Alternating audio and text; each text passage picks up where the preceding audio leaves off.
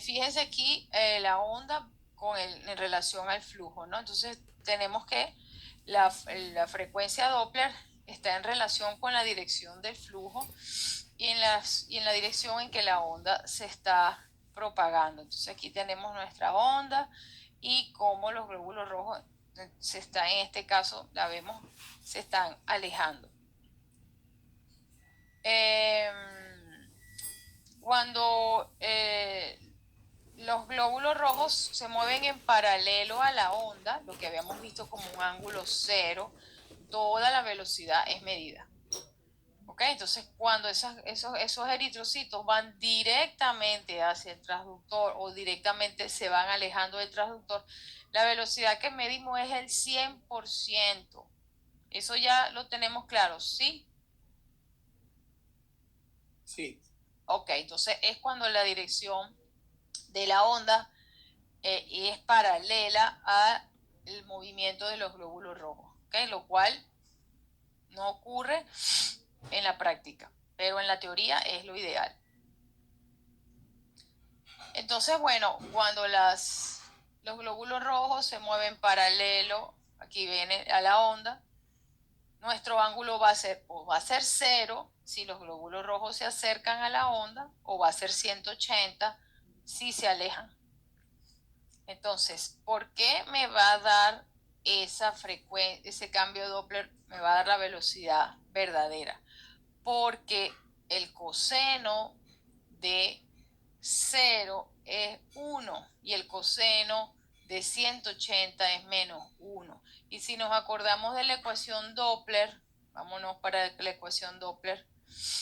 Si yo coloco aquí tengo cambio Doppler, 2 veces la velocidad del flujo por la frecuencia del traductor por el coseno de 0, que es 1. ¿Sí? El coseno de 0 es 1. Bueno, entre la velocidad de propagación, bueno, si aquí es un 1, todo esto me va a dar lo que es, lo preciso.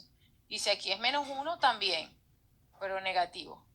¿Me explico? Porque es un 1. O es un 1 o es un menos 1.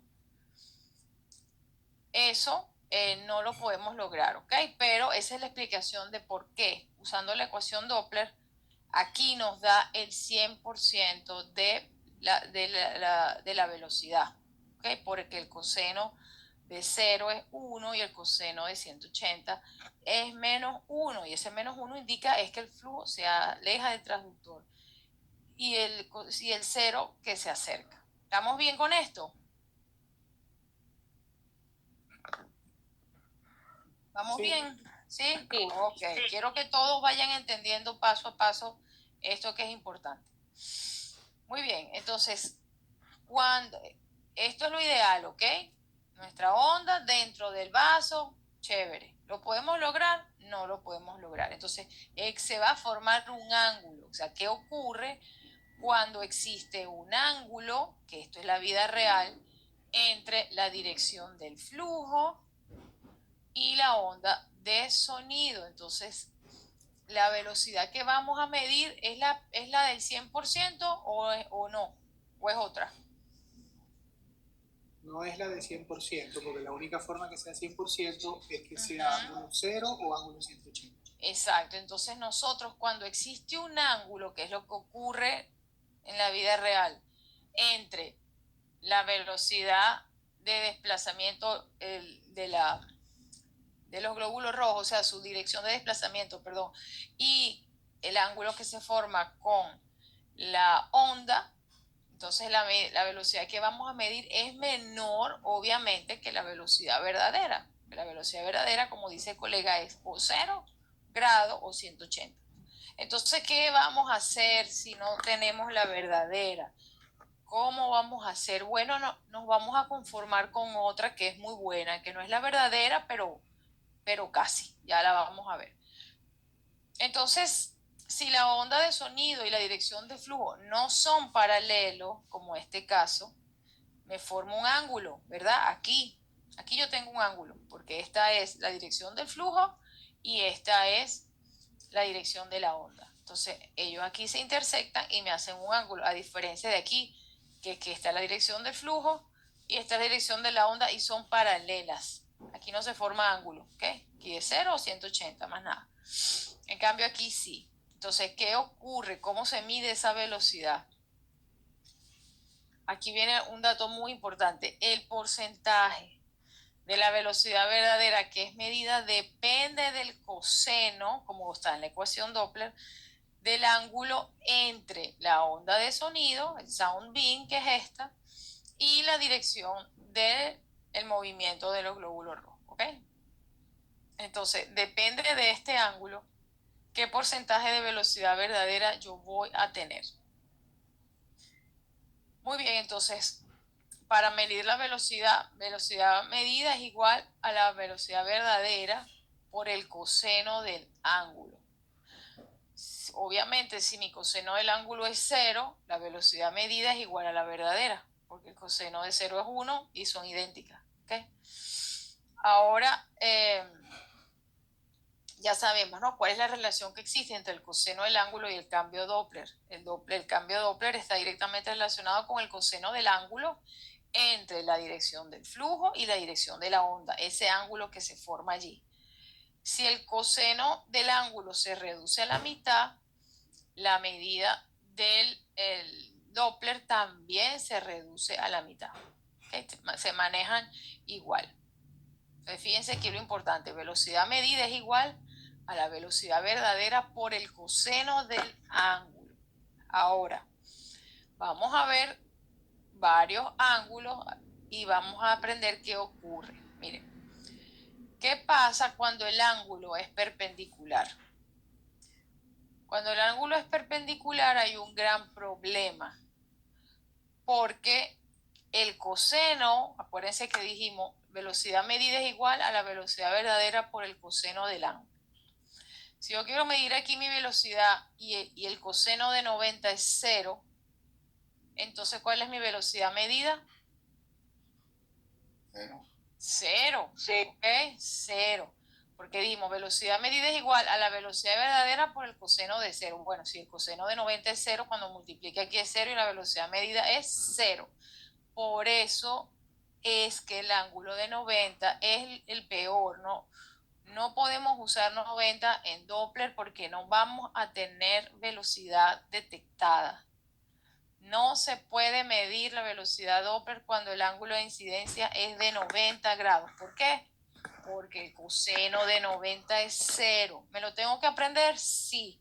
Como se tiene que aprender que el coseno de 0 es 1, que el coseno de 180 menos 1, el coseno de 90 es 0 y la ecuación me va a dar 0. Por eso no hay señal. Ahora, la incidencia de 90 en modo B, en 2D, en escala de grises, que es lo mismo, para ver la tiroides, el hígado, es chévere, nos encanta que la incidencia sea de 90, esa es la ideal, así es. La de 90 es la ideal en 2D, fantástica, bello, se forma la imagen mejor, todo. Pero en Doppler, fatal. Son distintas. Lo que favorecen en 2D, que es un ángulo de 90, un ángulo de incidencia de 90, es el enemigo en Doppler. Y ya sabemos por qué y no se nos va a olvidar más nunca. ¿Vamos bien? Esto lo van a preguntar y es muy sencillo. Aquí estamos. Bien, 90, fíjense, ¿por qué es 90? Porque la sangre va, aquí va de izquierda a derecha, se está moviendo así. La onda viene en una incidencia perpendicular y me forma un ángulo de 90. Aquí está. ¿El ángulo entre quién? Entre la dirección de desplazamiento y la onda de sonido. 90, bueno, coseno de 90 es 0, no tengo velocidad que se pueda leer. Entonces, aquí viene lo más importante de todo. Ustedes dirán por qué tiene que ser el ángulo de 60. Los que ya hacen RBT ya saben, los que van a hacer el curso de RBT lo van a aprender. Cuando hacemos Doppler arterial, periférico, bueno, todo, las carótidas, las extremidades inferiores, las superiores, debemos mantener nuestro ángulo de 60. Ustedes dirán, bueno, ¿cuál es el ángulo? ¿Qué es eso que María va a nombrar ángulo, ángulo, ángulo? Bueno, aquí tenemos, esta es la bifurcación carotidia, aquí tenemos la carótida, estamos en sagital, esta es la carótida externa, aquí tenemos la carótida interna. Entonces, fíjense, cuando nosotros activamos el Doppler, nosotros tenemos un Doppler que es color por eso vemos ya este color en rojo. Y tenemos el Doppler espectral, que son estas ondas que están aquí, que nos va a decir la velocidad que está pasando por aquí la sangre. Aquí está pico systolic velocity 69.9, o sea, prácticamente 70 centímetros por segundo. Y la diástole, que termina aquí, 18.9. ¿Okay? Entonces, ¿cuál es el ángulo? Cuando uno activa el espectro, que lo vamos a ver, que es el espectro, que es el color, eso viene, el equipo les va a dar esta línea y les va a dar estas dos rayitas aquí y estas dos rayitas aquí. Estas dos rayitas se llama volumen de muestra, que lo vamos a ver. El volumen de muestra es ese espacio por donde va a pasar la sangre, que voy a leer la velocidad.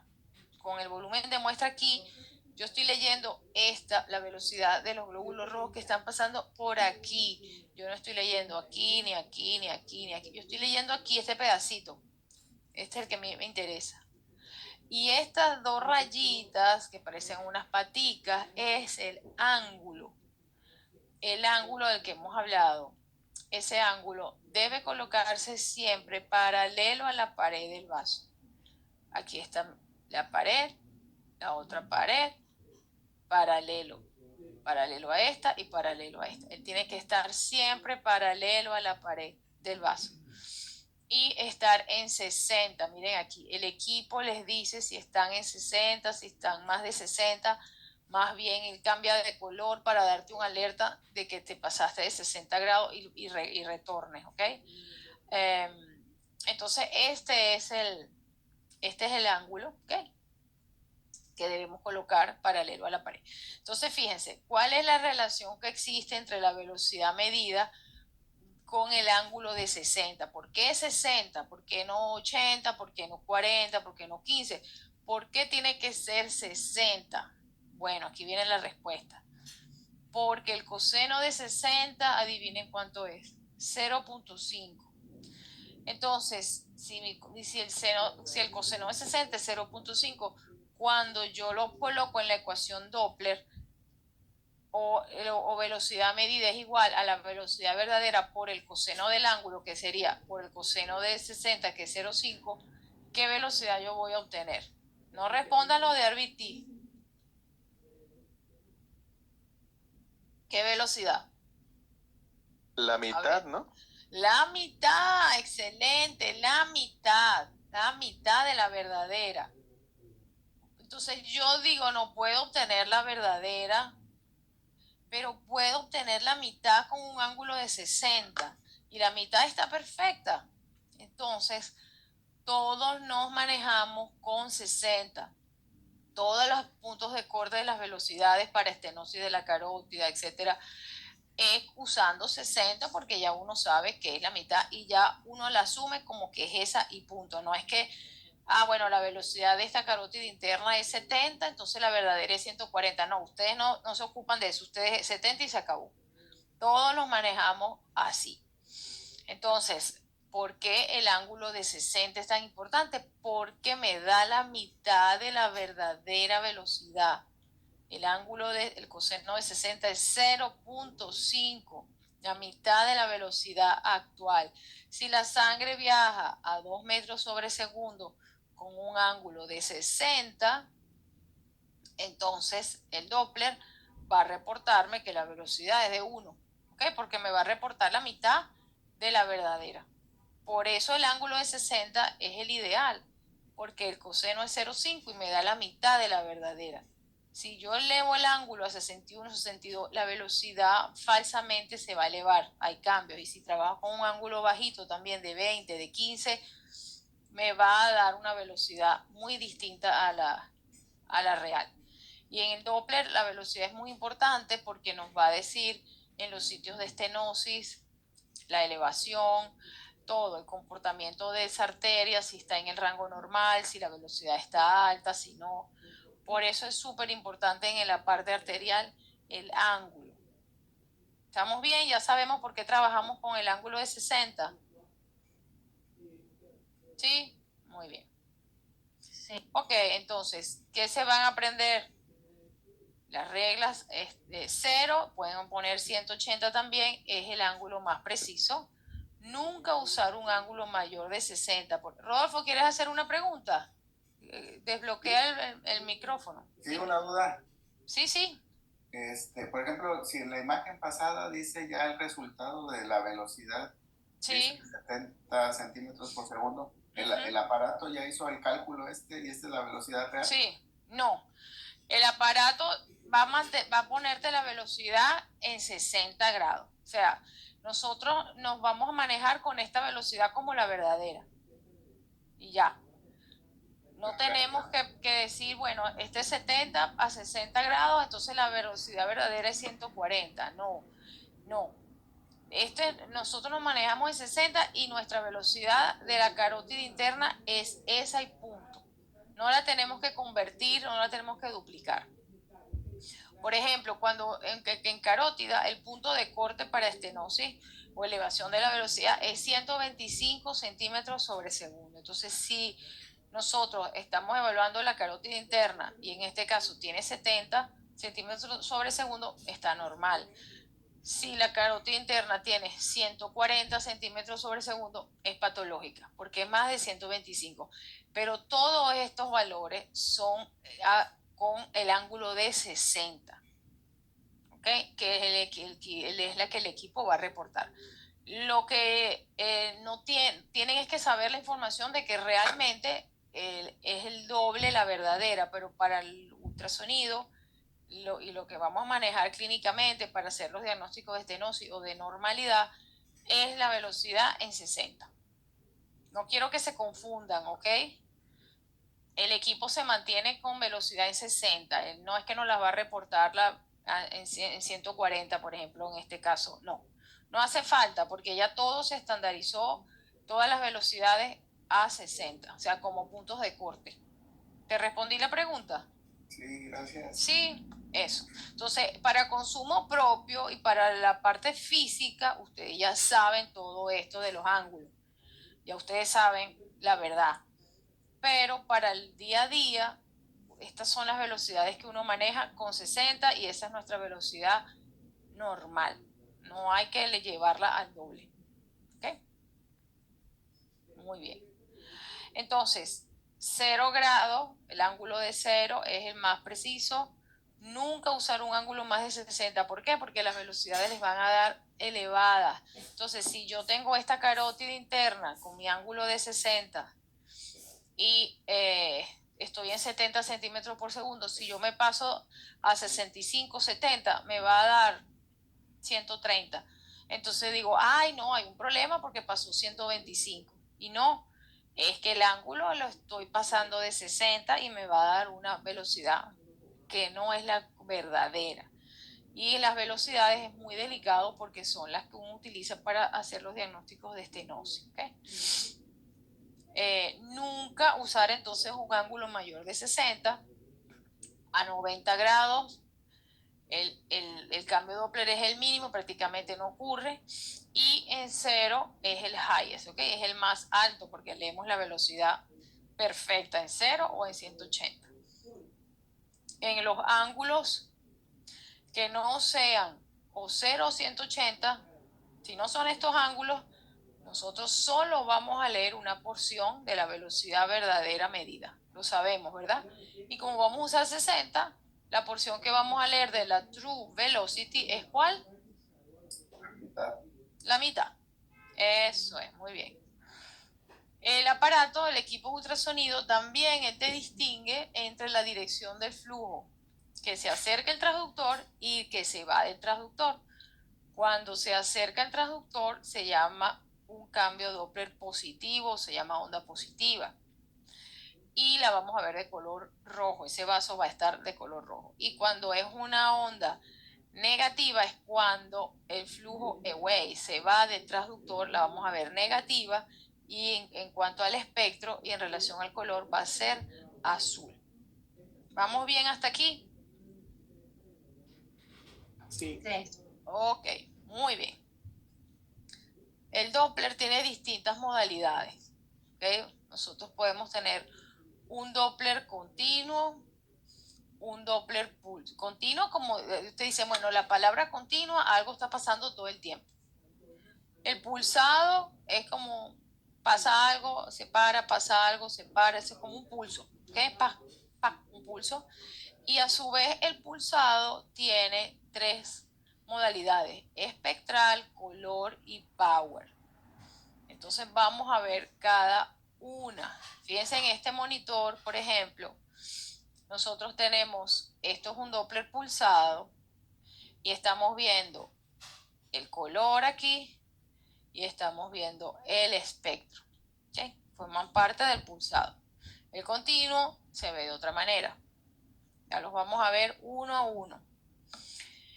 Ok, pendiente aquí. El Doppler continuo. El transductor requiere 2 cristales, solamente 2. Uno que está constantemente transmitiendo energía ultrasónica. Aquí está el cristal transmitiendo todo el tiempo. Y hay otro cristal que está continuamente recibiendo. Eso es todo. El Doppler continuo siempre está emitiendo un cristal y el otro cristal siempre está recibiendo. Esos cristales van a estar leyendo todo lo que pasa por aquí.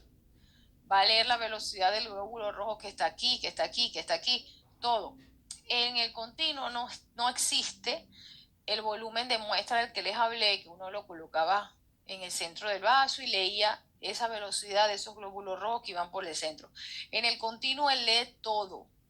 Él no discrimina, él lee todo. ¿Okay? ¿Dónde lo utilizamos mucho? En ecocardiografía.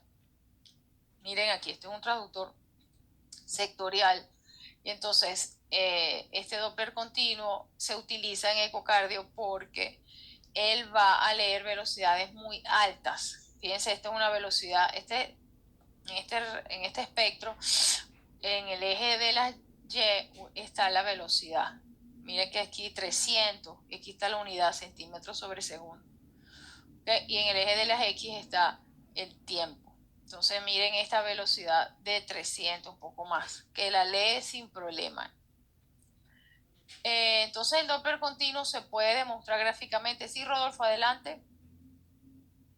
Ay, sí, esa era una duda que tenía, porque fíjese que en el ecocardiograma, en la imagen pasada, ahí sí se puede lograr los 0 grados porque ocupamos la velocidad, pues, vertical de las válvulas. No sé Pudieses, si te cuadras así, pudieses. O sea, hay momentos en que uno puede lograr un 0 grado o trabajar como en 0 grado. Como por ejemplo, cuando hace un Doppler transcraneal o a veces un Doppler renal, sí. Sí pudieses lograr, pero el 0 grado porque dice, bueno, me cuadro, te pongo el corazón en tal posición y aquí activo el espectro y entonces puedo mejorar, ¿no? Fíjense que aquí está eso, el 0.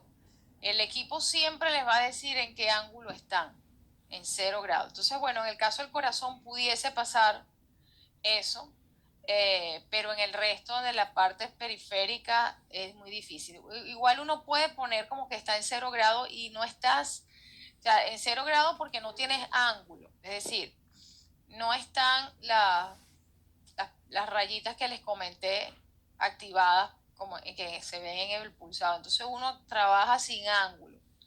Por eso es en 0. Yo pongo donde voy a isonar y ya. Y por eso ven este 0 aquí. En el continuo se puede se puede graficar, sí, aquí está, lo estamos viendo. Cuando el flujo se acerca al transductor, ya sabemos, se grafica por encima de la línea de base, y cuando el flujo se aleja del transductor, se grafica por debajo de la línea de base. ¿Y cuál es la línea de base? Esta línea que está aquí, que después la vamos a ver. Esta es la línea de base. Por arriba positivo y por abajo negativo.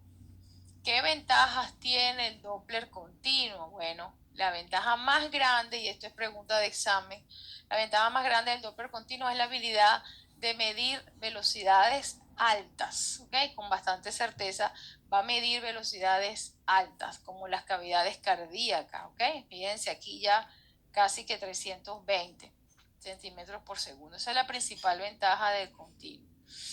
La principal desventaja es que, bueno, como él está todo el tiempo un cristal emitiendo y otro recibiendo, tú no puedes con exactitud decir, ubicar y decir, bueno, quiero leer la velocidad en tal sitio, porque no, él lee todo. Todo lo que está pasando por ahí lo lee. Uno más bien limita con esta caja de color, uno limita la zona por donde va a activar lo que va a leer el traductor. No es lo mismo aquí que si yo pongo como un abanico y abro toda esta caja. Pero esos cristales están emitiendo y recibiendo y uno no puede decir, ah, quiero en esta partecita, en esta, como en el pulsado. Es lo que se llama que el rango de ambigüedad. Es una señal que sale de los glóbulos rojos en esa región, se overlap, o sea, una sobre otra se juntan porque lee todo. Y no tiene el time gain compensation porque todo está junto, lee absolutamente todo.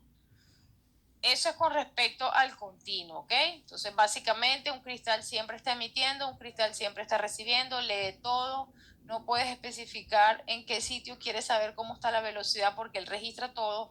Sin embargo, la ventaja más grande es que lee velocidades altas, sin generar artefactos, como el aliasing que sí se genera con el pulsado. Ok, entonces, y el uso, ecocardiografía. Eso es lo más importante que quiero que se queden con el continuo. Ahora, el pulsado, que es el que vamos a utilizar cuando hacemos el Doppler arterial, miembros superiores, miembros inferiores, carótida. En el pulsado tenemos un solo cristal y ese cristal va, por supuesto, formado por todos los, ya lo hemos visto, ¿no? Los cristales piezoeléctricos pequeños, pero en general se considera que es un solo cristal. Él va a enviar ondas de pulso y luego él las va a recibir. Entonces envía, el mismo cristal envía y el mismo cristal recibe. Por eso se llama pulsado. Aparte, él tiene el volumen de muestra que nos va a permitir ubicar el mismo y decir, bueno, quiero leer la velocidad que está pasando aquí, quiero leer la velocidad en este punto, quiero leer la velocidad en este punto. Entonces, emite, recibe, emite, recibe. El cristal se alterna para eso. Entonces, bueno, vemos aquí una arteria, aquí está el volumen de muestra y el ángulo, ¿ok? Paralelo a la pared, paralelo a la pared, 60 el ángulo. El ultrasonido siempre les va a colocar en el monitor en qué ángulo están trabajando y cuando uno activa ya el pulsado, entonces empieza a salir estas ondas, que es lo que llamamos el espectro. Esto es el volumen de muestra y esto no lo tiene el Doppler continuo, como ya vimos, el pulsado sí. Entonces yo aquí estoy leyendo esta velocidad de 93.7 centímetros por segundo, es la que está pasando por aquí. No es esta, no es esta, no es esta, no es esta, no es todo. Es esta nada más. Ya más adelante vamos a entender por qué se coloca el volumen de muestra en el centro. Ok, entonces, ¿cuáles son las ventajas del pulsado? Bueno, que tú puedes seleccionar la ubicación exacta para medir la velocidad. Ok, que eso se llama resolución de rango. Y tú puedes poner el volumen de muestra, bueno, pequeño, lo puedes poner grande, dependiendo. También el sistema te calcula lo que se llama el tiempo de vuelo, que es lo que tarda la onda en ir y regresar al transductor. Y pues tenemos un envío de la onda y después hay una pausa para el listening, que es el escuchar el eco de retorno y formar la imagen. ¿Qué desventaja tiene el pulsado? Bueno, el pulsado tiene como desventaja que no puede medir velocidades altas, o sea, no podemos usar un pulsado para evaluar cavidades cardíacas porque el pulsado no le da ese procesado para registrar esas velocidades tan altas y de manera incorrecta él las va a graficar en el monitor, él las va a poner de una manera alterada, que es lo que se llama aliasing, que es como una falsa identidad. Ya vamos a ver, ese artefacto es muy importante, también es pregunta de examen. Entonces, ese aliasing aparece solamente con Doppler pulsado. Apréndanse eso, por favor, solo con Doppler pulsado. ¿Por qué? Porque no puede medir velocidades muy altas, entonces me hace este artefacto. Cuando ustedes están en un pulsado y hay una estenosis muy severa y hace aliasing, hay opciones que vamos a ver para corregir el aliasing y ver si podemos obtener la velocidad y quitarnos el aliasing de encima, o sencillamente no trata de arreglarlo y él se mantiene. Entonces, bueno, hay que pasar al Doppler continuo que no hace aliasing. Entonces, el Doppler continuo no hace aliasing, por eso puede registrar velocidades muy altas, y el Doppler pulsado sí tiene este artefacto cuando la velocidad ya pasa un límite que se llama Nyquist, que ya vamos a ver. Miren esta diferencia. Aquí tenemos dos vasos sanguíneos, puede ser arriba un arterial y abajo un venoso. Vean lo que ocurre con el continuo. Miren, el continuo está leyendo todo, lee lo que registra la velocidad de este vaso y de este vaso. ¿Se dan cuenta? Todo. En cambio, el pulsado, como tiene volumen de muestra, yo digo, bueno, yo solamente quiero leer aquí. Aquí no, ni este tampoco. Entonces el pulsado me da ese rango de resolución porque me permite leer la velocidad del sitio que yo quiero. Muy bien, entonces el pulsado envía pulsos cortos y analiza esa onda reflejada entre los pulsos, ¿okay? Que es el listening time. En cambio, el continuo envía y analiza continuamente porque tiene un cristal para cada cosa. ¿Okay? ¿Cómo vamos hasta ahora? Bien, con continuo y pulsado.